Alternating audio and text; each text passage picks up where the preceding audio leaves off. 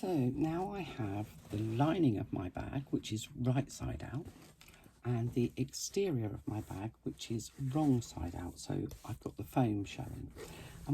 The reason I do it this way is because our lining is actually smaller than our main bag, and that's so that it fits snugly, because I can't abide a baggy lining. None of us want a baggy lining. We all want a perfectly fitted lining. I've got a bit of thread there that's going to bother me. So we do it this way because the lining is smaller, so we want the lining to go inside. Some patterns will tell you the other way around, and that's because the lining is the same size as the exterior of the bag, which means that you'll end up with a slightly baggy lining. Anyway, the flap, as you can see, the flap is pushed inside and it's here on the back. And what I want to do is make sure that my lining goes in with the zipper pocket facing that flap, so that the zipper pocket is on the back of my bag. And I'm just going to pop it inside, and you don't have to be too precious about it. And I'm going to take the top open seams that we've got on our lining, and I'm going to match it carefully with the top open seam that we've got on our exterior, and I'm going to clip it. We're going to do exactly the same on the other side, matching those two open seams that we've created.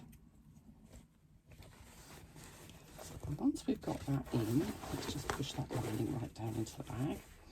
We're going to then ease the rest of that lining into the bag. It should fit perfectly. Your lining is smaller, but it's not smaller at the top. It's only smaller along the sides and the bottom, so that it sits nicely within the bag. Now I'm going to remind you just one last time, open your zipper pocket.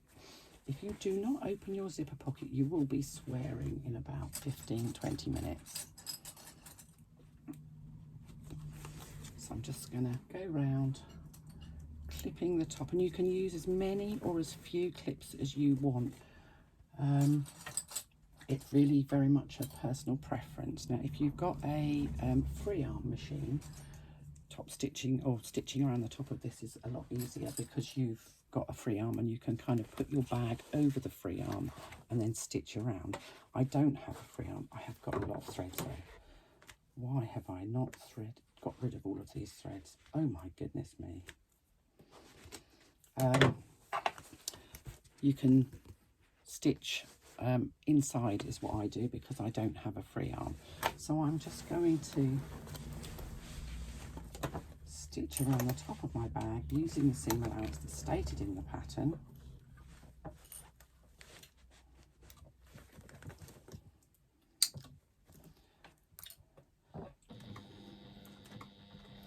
You need to take a bit of time just fitting your lining into your bag. You don't want any gapes or puckers. If you find that you've got a gape or a pucker, then take it out and start again. This lining will fit perfectly into the top of your bag. So because I'm doing this on the inside, I have to kind of manipulate my bag around so that I can still carry on stitching. It looks a bit brutal, but it will come back, and you can press out any creases that you make. Remember, you're in charge. This is your bag and you are in charge of it. It is not in charge of you. Try and keep those seam allowances open as you stitch over them. And some of you may need a hump jumper as you get to the point where where the flap is on the back. You're going up another layer of fabric. My machine tends to just do it without any bother, but some machines don't like going from one amount of thickness to another, so you may need to use a hump jumper just to get over that thicker area where the flap is on the back, or to get onto the flap, not so much getting across it. It's going from a layer that's got one or two layers to an area that's got another whole couple of layers where the foam is in the flap. I'm just removing my clips as I go and manipulating my bag so that it goes, so my stitching can go all the way around. It is a faff if you haven't got a free arm machine, but it is what it is, and I don't have one, so you find another way. And you do get used to it. When I first had this machine, I was like, oh, I can't do this.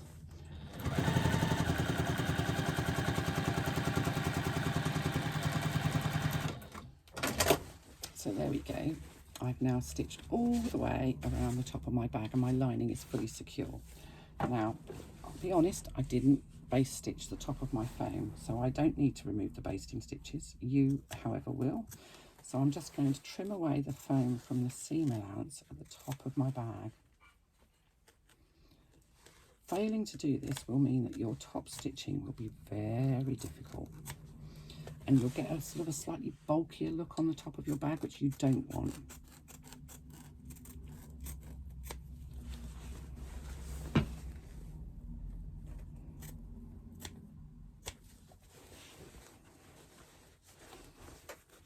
More threads.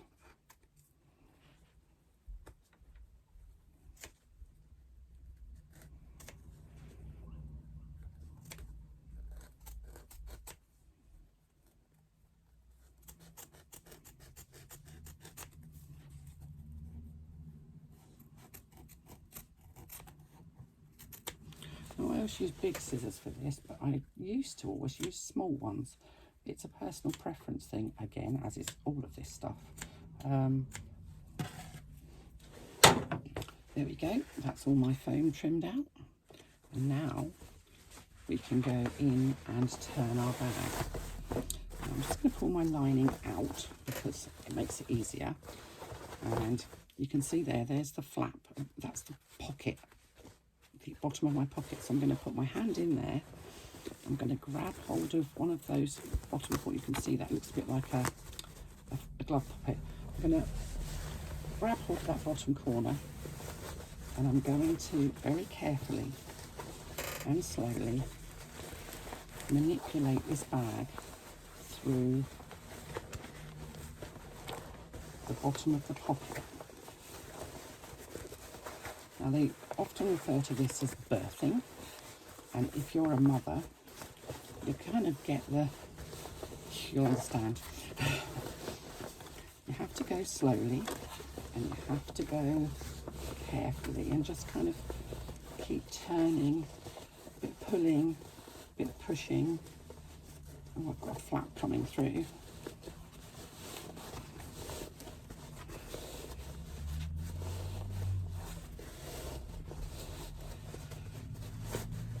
Feel free to swear if you want to. I won't swear on video because I think that some people might find it offensive, but sometimes it is.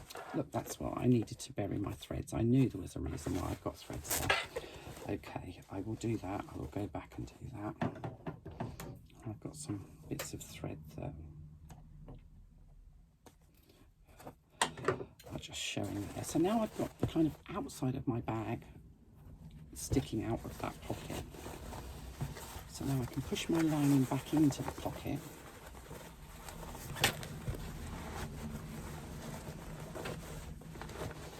And I can use my hand to just push out the bottom corners of my exterior. More threads. Oh my good grief. I can push the lining into the exterior of my bag.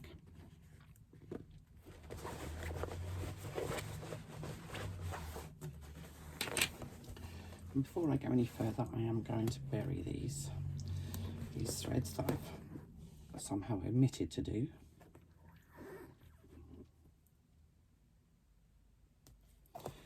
I'm just going to put my hand through the pocket so that I can grab my needle on the inside.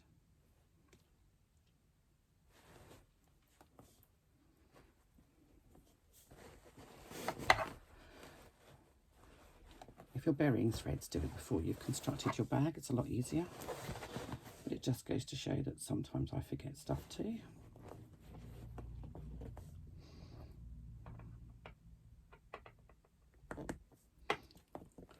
I can go in and tie those off with the ones on the back. Because all the time you've still got that open pocket, open area at the bottom of your pocket, you've got space to continue working on the inner parts, or sort of on the back of your exterior, on the back of your lining. Once you've sewn it up, it's much more of a problem because you kind of have to undo the stitching at the bottom of the pocket or make a gap in your a hole in your lining. But it's fine, it's all okay. I want to bring those through before I end up cutting them off thinking that I don't need them, and I do. So that's one.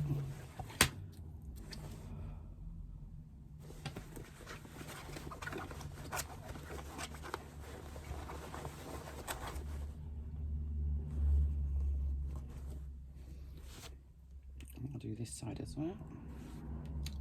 How very forgetful of me. But this is real sewing. This is real people sewing. This is what real people do.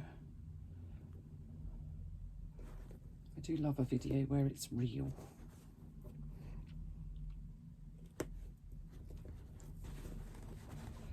When people edit out all their mistakes, it makes you wonder, doesn't it? It makes you feel less than perfect yourself, but there's no such thing as perfect.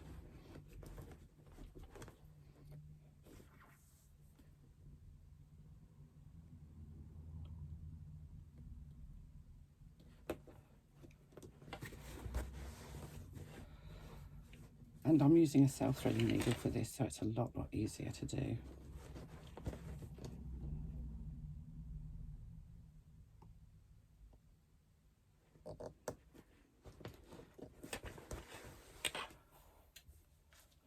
And there we go, that's them all sorted. I will go in and I will tie them off afterwards, but I'm going to show you how to finish the top stitching.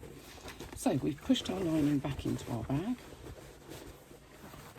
and I'm just going to use my thumb and forefinger to roll the top of my lining so that the lining sits just slightly inside of the bag. It's millimeters. The seam needs to be towards the lining as opposed towards the outside. There's nothing looks worse to me than seeing the lining on the outside. I mean, this lining's not offensive in any way. It's the same sort of colour as the beige bits on the bag, but the lining should be inside of the bag and not on the outside. I have another blooming thread there that needs to come off. Now, if you've got really bulky bits on this, you can use a rubber mallet. Sometimes these side seams, depending on how thick your fabric is, and this is an upholstery weight fabric, sometimes those side seams can be quite bulky. And if they are, then you can take a rubber mallet to them and just flatten them out with a rubber mallet before you sew. Or you can put the metal bulldog clips that you can get, the sort of, I don't think I've got any here. No, I haven't. But you can get, there's sort of metal bulldog clips that you can get from a stationer's. And you can put one of those on and leave it on overnight, and that will help to flatten things down. But we've done as much as we can by opening up that seam, so that reduces the bulk in the... I'm just going to push my lining of my pocket inside, and I'm going to do the zipper up, because we're going to be stitching across the top of here. And if you don't do the zipper up, then the lining will kind of pucker, will bulge out a little bit. So I'm just going to straighten that up, get rid of these bits of thread, and then I'm going to top stitch. Now again, because I don't have a free arm, I have to top stitch from the inside of my bag.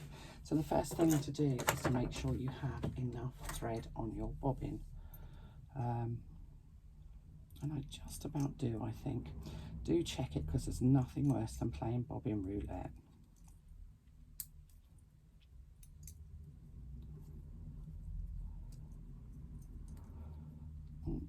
I don't seem to have, why is that not going in? Oh, okay.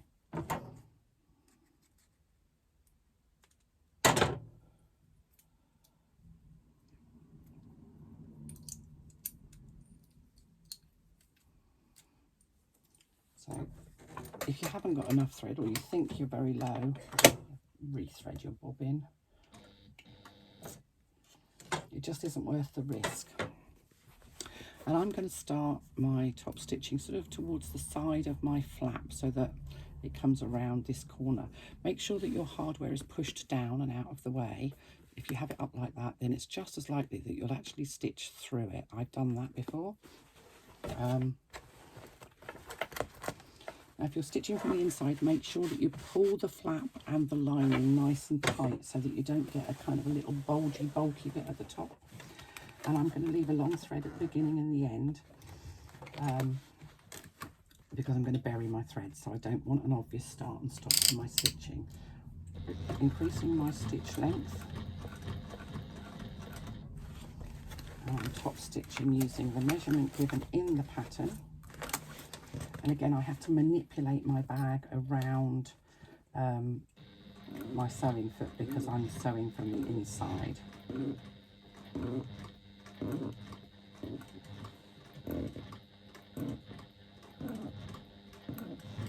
Oh, I do apologise about the strange gassy noises. That's just the way this fabric slides across the bed of my table. I promise you it's not me. And slow down as you go over that thick seam.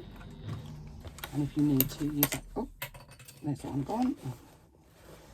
You may need to use a hump jumper when you go across those thick seams. It really depends on your machine and what it can cope with. And this pattern is domestic friendly. This is a domestic machine, but it is a good quality machine. So we all know that not all domestic machines are made the same.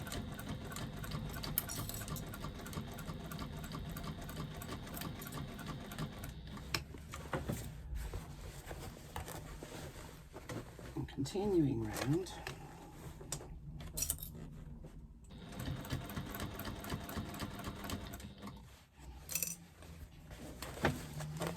again manipulating my bag around the presser foot because I don't have the free arm.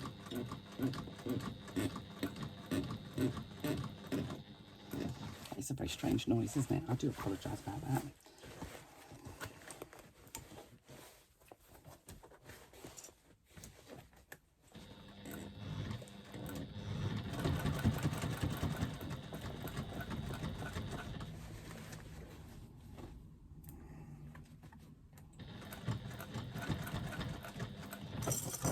Move my clips before I push those onto the floor.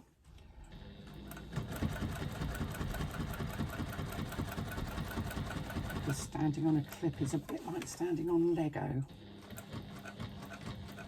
Makes your eyes water and causes a certain amount of unladylike language. I'm leaving long threads at the beginning and the end. And I'm going to take my threads from the outside, and I have two, one from the beginning and one from the end. And I don't know if I can get them both in the needle at the same time. Yes, I can, she says. And I'm going to pop them back through the last hole that I went through. I'm going to make sure that I come out at the last hole here. Now, some people will say, oh, you can't tie these off. Well, I do tie them off. And yes, there is a small, tiny knot on the inside, but do you know what? It doesn't show, and it looks so much better than lots of back stitching, which is just quite visible in my book. So I'm just going to tie those. Oops, I've got a little loop there. Just going to tie them off, and it creates a knot.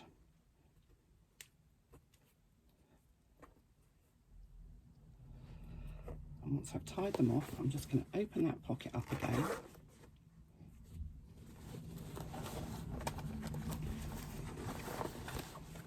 I'm going to take my self-threading needle, and I can't do these all at once because I have 4 threads here. Probably do 2 at a time. And I'm just going to pop that needle back in into my lining. Let's get those 2 out of the way. Let's get that one through. So I'm doing 2 at a time. So it's going into the lining between the lining and the exterior fabric. I can just give those threads just a little tug just to make sure that they're through properly. And then I'm going to do exactly the same with the other 2 threads that I've got sitting there.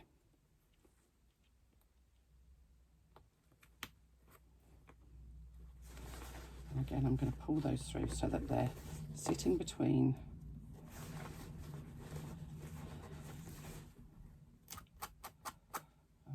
fluff there that needs to come off. Now, I'm pretty sure you can see there's a tiny white speck there, or cream coloured speck, and that's where the knot is. But there's no obvious start or stop to my stitching. There's no back stitching. There's no area where the back stitching kind of wiggles off the line. It's a much neater way of finishing. It's just a small knot that nobody is going to notice. It means that the outside of your bag has a continuous line of stitching and no back stitching showing. So the next thing to do is to give this whole thing a really good press, which I'm going to go and do. I'm going to tie off those threads that I've got on the inside that I didn't tie off before because I'd forgotten I needed to do them. And then we'll come back and we'll have a look at how we make our strap. But our bag is pretty much completed now.